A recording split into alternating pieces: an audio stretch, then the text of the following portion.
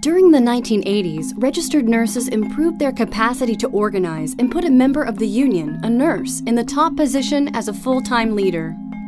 With this and the momentum of several victories behind them, they were ready for their toughest moment yet.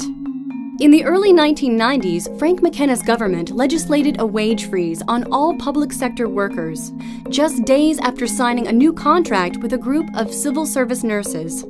Initially, this was meant to last just 1 year, but in early 1992, the government announced a second breaking of contracts. NBNU, in solidarity with other public sector unions, launched the In McKenna No Trust campaign. McKenna's agenda was, according to nurses, a bitter pill to swallow.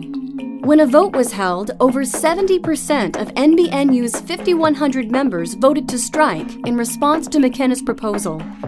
The government threatened legal action and stiff fines. A mediator was brought in to negotiate an agreement.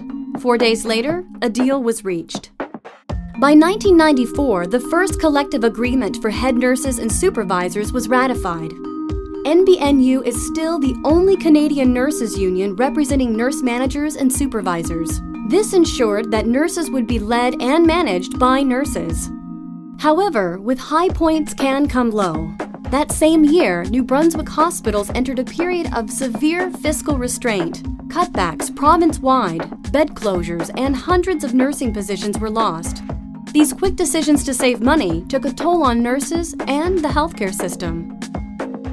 In an effort to strengthen ties to the national labor movement, members passed a resolution to join the Canadian Labour Congress.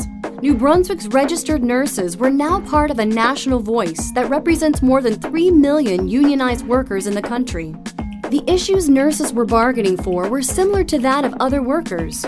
Unions worked together to achieve victories like vacation, maternity leave, and better working conditions by negotiating and lobbying government. Empowered by the improvements made by the union and not willing to be the lowest paid nurses in Canada, nurses stood together to deliver a 96% strike vote. This helped NBNU negotiate a 24% pay increase and paid family responsibility leave.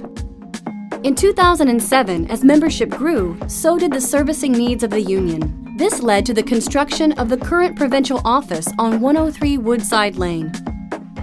Some of the battles fought by NBNU took longer to win than others. 25 years after NBNU first challenged the law that restricted casual nurses from joining a union, public sector unions pointed to the Charter of Rights and Freedoms to argue that casual workers should become union members after their first day of employment.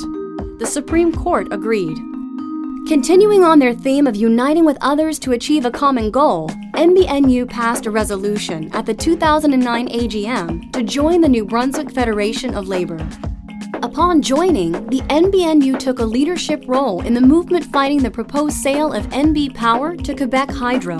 Nurses rallied with unions and thousands of New Brunswickers to successfully stop the sale. Today, NBNU has 6,900 members working in 101 locals. The New Brunswick Nurses Union was founded because registered nurses knew that only through speaking up and organizing would their rights as employees and their value to the healthcare system be acknowledged. It is exactly that reason why NBNU continues to represent nurses today. We can surmount any future challenges if we face them together, united and strong.